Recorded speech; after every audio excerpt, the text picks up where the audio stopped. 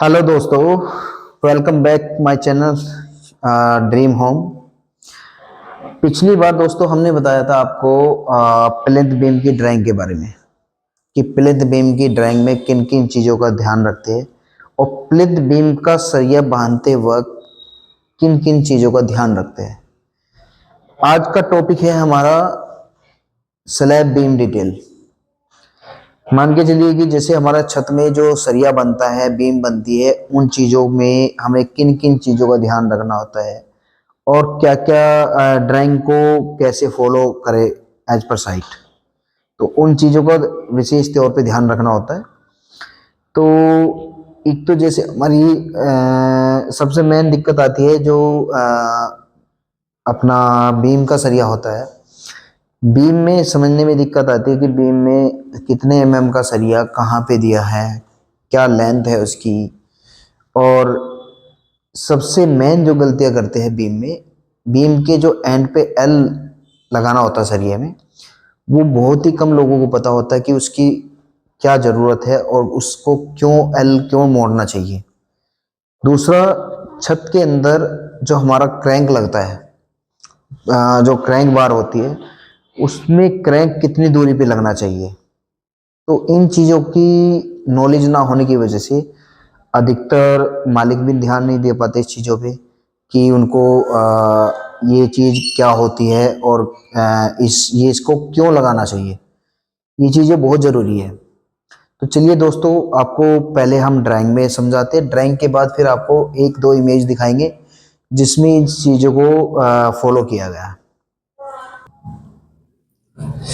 ये दोस्तों, ये हमारा एक ड्राइंग है हमारी स्लैब बीम का प्लान, और दूसरी ड्राइंग है हमारी जो ये है स्लैब बीम डिटेल। इसमें इस ड्राइंग के अंदर डिटेल दी होती है। ये पूरा अपना प्लान है जिसके अंदर हमारा मेंशन होता है कि जैसे S1 S2 या S3 जो भी चीज़ें हैं, या बीम कहाँ पे है, B1 B2 B3, वो चीज़ें हैं, उनकी डिटेल इस तरफ दी होती है। तो डिटेल में सबसे पहले हम डिटेल में जब फॉलो करते हैं, सबसे पहले डिस्क्रिप्शन पढ़ना होता है हमें। इसके अंदर हमारा सारी चीज़ें दी रहती है, जैसे ये कॉलम का कितने एमएम का कवर है, बीम में कितना एमएम का कवर है, जैसे बीम में 25 एमएम का कवर दिया है, स्लैब में 20 एमएम का कवर दिया है।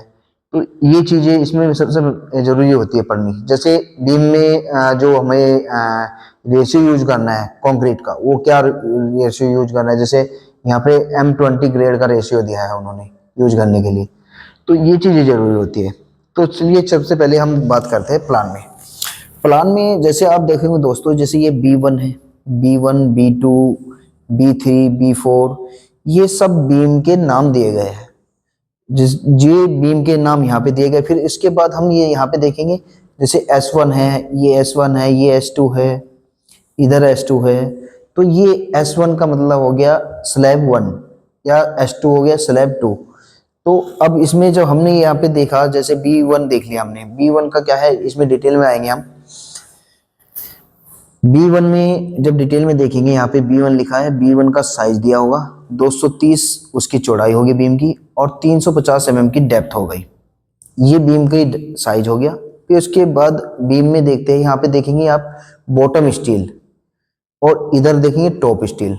तो ये क्या है कि जैसे बॉटम स्टील, बीम का बॉटम में जो सरिया आएगा B1 में, 2 नंबर 16 के आएंगे, 16 mm के, प्लस 1 नंबर 12 का।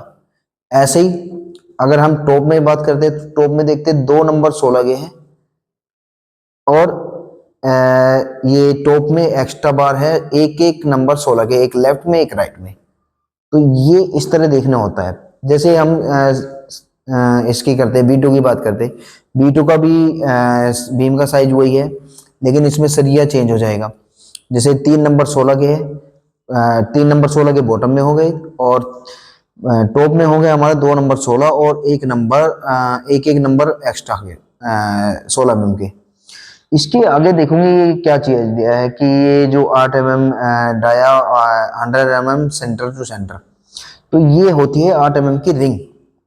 8 mm की रिंग होती है जो 100 mm सेंटर टू सेंटर दिया है। लेकिन इसके साथ साथ हम बीम का सेक्शन फॉलो करते हैं।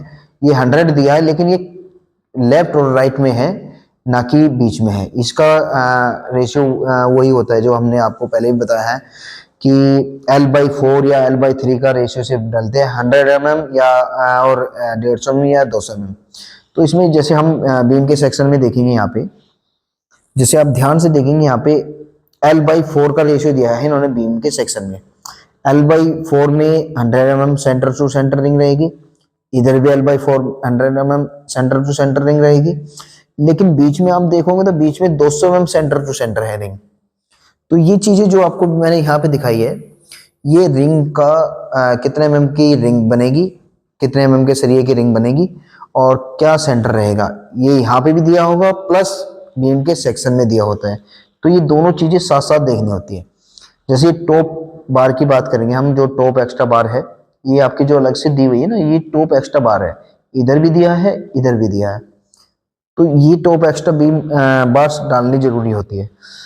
इसके बाद हम बात करते हैं एस, जैसे हमारा ये S1 है या S2 है।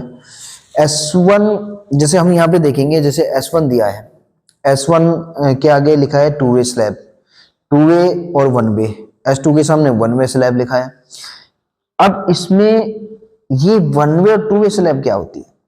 1 वे स्लैब और 2 वे स्लैब वो होती है, जैसे सपोज करिए हम 1 वे स्लैब की बात करते हैं, तो 1 वे स्लैब जो होती है हमारी, 1 वे स्लैब होती है हमारी, जैसे हमारी इसमें सपोज करिए ये लेंथ हमारी 12 फीट है और ये लेंथ हमारी 10 फीट है। तो अगर हम इसको 12 को डिवाइड करेंगे 10 से और इसको डिवाइड करने के बाद जो आता है, मान के चलिए कि हमारा आ गया 1.2, ये अगर 2 से छोटा है, 2 से छोटा है, तो ये हमारा आएगा 1 वे स्लैब, ये होगा 1 वे स्लैब हमारा। और यहीं पे अगर बात करते हैं हम कि किसी स्लैब की अगर चौड़ाई सपोज करिए ये 22 फीट है और ये हमारा चौड़ाई आ गई 10 फीट, तो इसको डिवाइड करने के बाद 2.2 आएगा। इसमें क्या होगा हमारा, ये 2.2 2 से बड़ा हो जाएगा, तो ये हो जाएगी हमारी 2 वे स्लैब। तो उम्मीद करता हूं कि समझ गए होंगे 1 वे स्लैब और 2 वे स्लैब।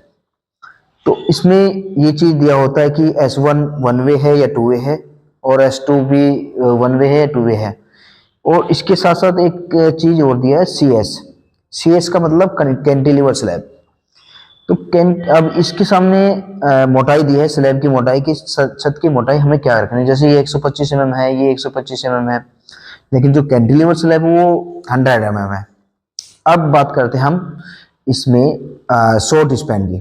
शॉर्ट स्पैन जैसे कोई भी स्लैब है, S1 है, S2 है, शॉर्ट स्पैन का सरिया 10 mm का सरिया 125 mm सेंटर टू सेंटर। दूसरी बात उधर लॉन्ग स्पैन की बात करते हैं, तो उसमें 10 mm का सरिया 125 mm का 125 mm सेंटर टू सेंटर। मतलब इसमें शॉर्ट स्पैन और लॉन्ग स्पैन दोनों में ही सेम दूरी दी है 125 mm सेंटर टू सेंटर। लेकिन इसमें एक चीज विशेष ध्यान रखनी होती है, जो गलतियां करते हैं सबसे ज्यादा, जो शॉर्ट स्पैन का सरिया होता है वो हमारा मेन बार होती है, मेन बार को हमेशा नीचे रखते हैं, और जो लॉन्ग डिस्टेंस होती है, लॉन्ग स्पैन है, उसका सरिया हमेशा ऊपर रहता है, उसको डिस्ट्रीब्यूशन बार बोलते हैं।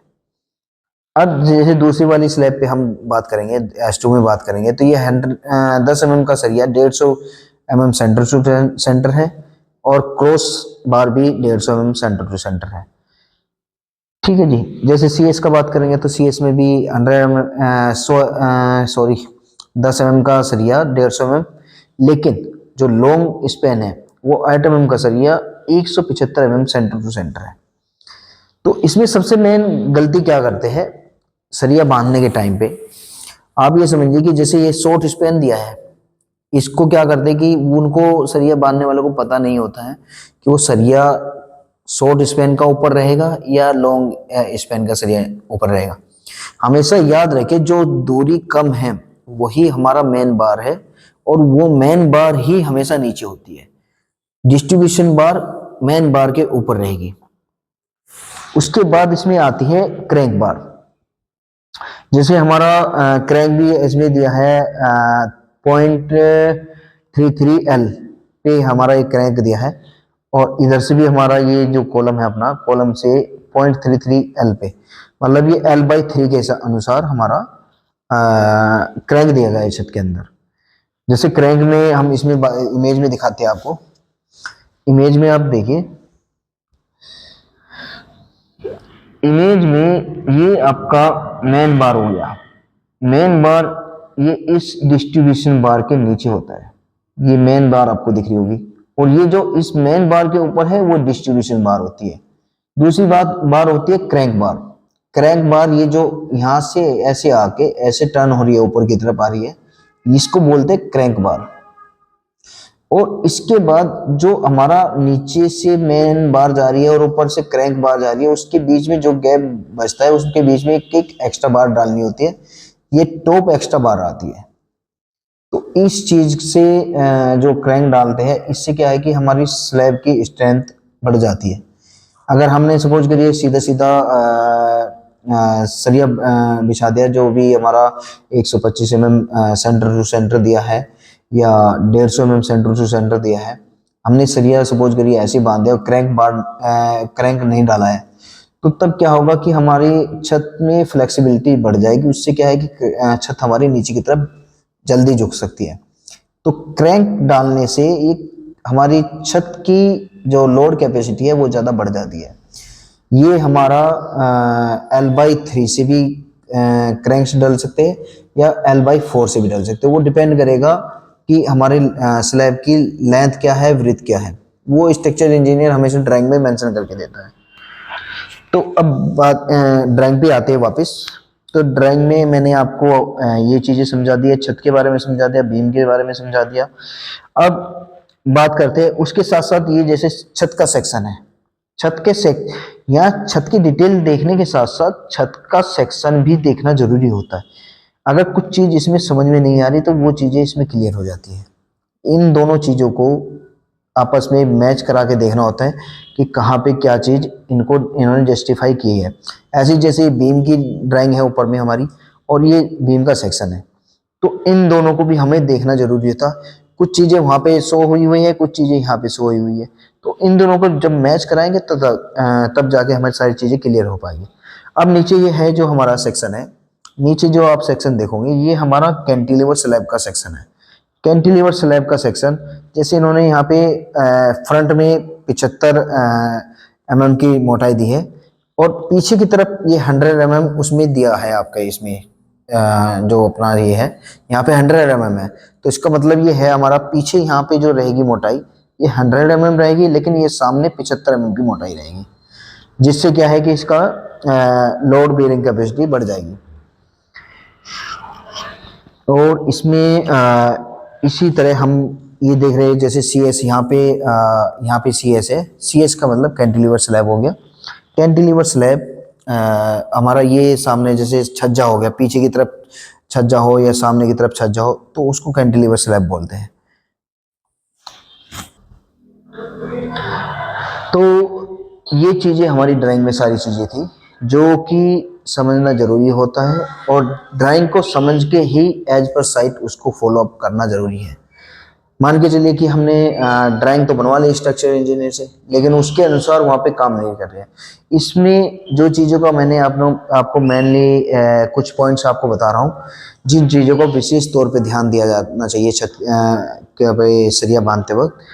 सबसे पहला बात है कि बीम के एंड में जो हमारी मेन बार होती है उसके एंड में एल लगा होना चाहिए। दूसरी बात, रिंग का मैं हर ड्राइंग में बताता हूँ, रिंग की स्पेसिंग एज पर ड्राइंग होनी चाहिए। वो L/3 के हिसाब से दिया हो या L/4 के अनुसार ड्राइंग की में स्पेसिंग दिए रहते हैं जो रिंग की, उसी के अनुसार होनी चाहिए।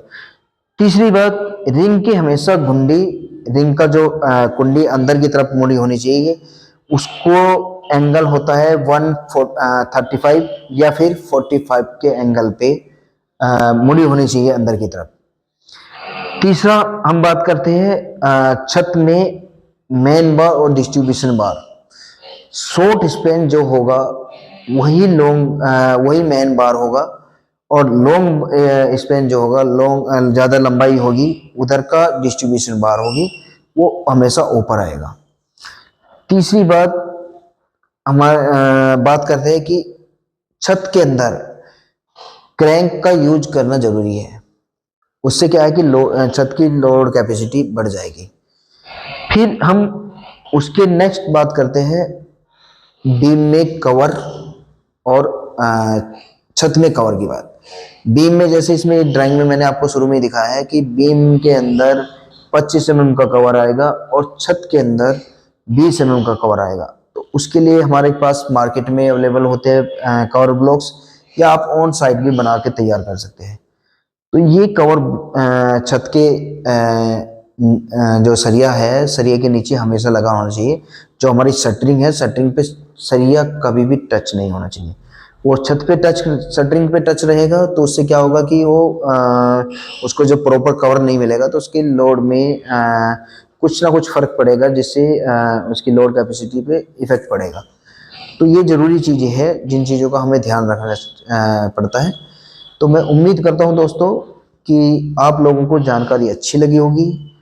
अगर आपको जानकारी अच्छी लगी है, हमारे यूट्यूब चैनल को सब्सक्राइब करें, और हमारा फेसबुक पेज भी है, वो ड्रीम होम के नाम से ही है, उसको फॉलो करें। थैंक यू मच दोस्तों।